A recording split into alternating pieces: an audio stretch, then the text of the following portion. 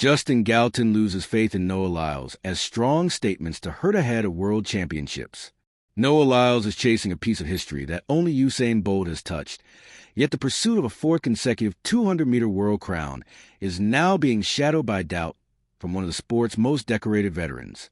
The American sprinter, who has already stamped the 2025 season with a world-leading 19.63 at the U.S. trials, should by every measure enter Tokyo as a favorite.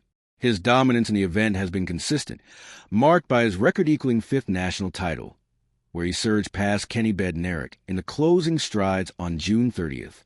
Still, recent remarks from Justin Gatlin have complicated the narrative, suggesting that Lyles may not have the form to secure gold this time. Lyles' position appears strong on paper. Bednarik, who finished a close second in 19.67 at the trials, remains his most persistent domestic rival. Their clash, heightened by the shove Bednarik gave Lyles after the finish, underscored the intensity of their battle. From abroad, Botswana's Letso Tebogo has also made his presence unavoidable. The Olympic champion in Paris, who defeated Lyles in that final, continues to pose a serious obstacle. Lyles struck back with wins over Tebogo in Monaco on July 11th and again at the Zurich Diamond League final in September, although the margins, 0.09 and 0.02 seconds, revealed how precarious the contests have become. Meanwhile, predicting about the world's U.S. track and field legend Justin Gatlin had some somber words for Noah Lyles. It is within this context that Gatlin delivered predictions certain to sting. At second, I actually have Noah Lyles at second place for the 200 meters, he said in the recent episode of the Title Lead podcast. The 2004 Olympic champion elaborated that Noah Lyles is not as I think race sharp as he could be. He seems to be kind of a strong-arming his races. He doesn't have that turnover like he had once before. In Gatlin's view, the advantage has shifted toward Bednarik, whom he selected for gold. Gold is going to Kenny. He runs a great turn. He comes off the turn. He holds form very well. Such words not only place doubt on Lyles' readiness, but also highlight the belief that Bednarik has finally found a formula to capitalize on his strengths. Not everyone agrees with Gatlin's pessimism. Analyst Rodney Green recently remarked, "Now am I more confident in Noah and the 200 now that we about to go into the 200 predictions. I really got Noah winning. I don't think he loses this one." Green emphasized that Lyles' narrow victory at the U.S. trials demonstrated mental resilience, particularly in overtaking Bednarik at the line. For him, that performance confirmed Lyles' ability to withstand pressure. That's showing that Noah showed up and how he showed up at USA's and beat him with that win, even though it was at the line. Green further projected Tebogo in third, with a nod to younger contenders such as Brian DeVille, who may become relevant in the years ahead. Whether Gatlin's skepticism or Green's faith proves closer to reality will be decided on the track. What is clear is that the men's 200-meter in Tokyo now carries more than the weight of historical milestones. It is shaped by rivalry, by the memories of Lyles' disappointment in the 2021 Olympic Stadium, and by the conviction of voices who disagree sharply on his readiness. For Lyles, this championship is no longer merely about equaling Bolt's run of 4 straight titles. It is also about answering those who no longer trust that he will finish first when it matters most. Meanwhile, Lyles expressed clear excitement over his growing form as he prepared to defend his sprint titles at the upcoming World Championships. This loyalty-driven approach has arguably become part Crawford's brand. Anchored in Omaha, in familiar surroundings, he's crafted his Bud identity. Grounded, self-made, loyal. Many pundits say the comfort of home camp, uninterrupted by relocation upheaval, has sharpened his focus, especially as he steps up 2 weight classes.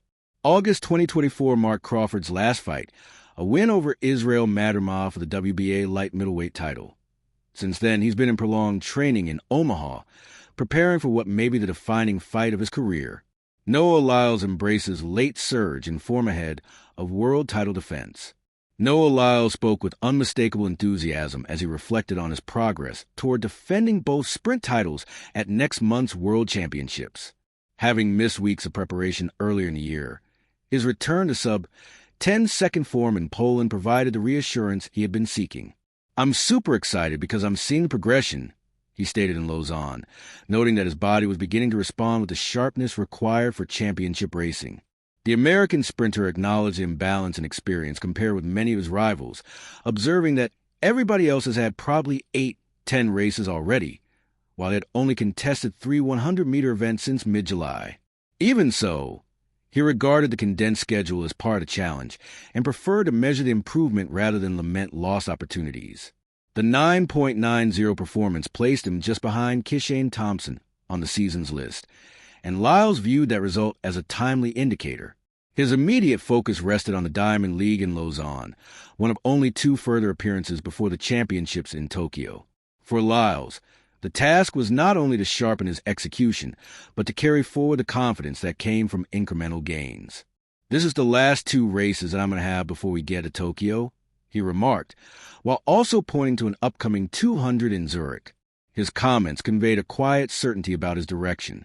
"I know something great is going to happen," he concluded, summarizing his belief that each race now served as a vital step toward maintaining his hold on the global sprinting stage. In track and field, reputations are delicate things. They are built over years of sweat and sacrifice, but they can wobble under the weight of one bad race, one unfortunate comment, or one rival's surge to glory. Few athletes know this truth better than Justin Gatlin, the former Olympic champion and world champion sprinter whose own career was filled with both triumphs and turbulence.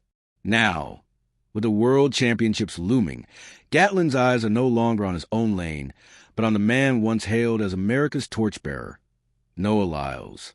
Yet in a surprising twist, Gatlin has begun to lose faith in the charismatic, outspoken, and bold sprinter who many believe could carry the U.S. legacy left by legends like Carl Lewis, Michael Johnson, and even Usain Bolt's global aura.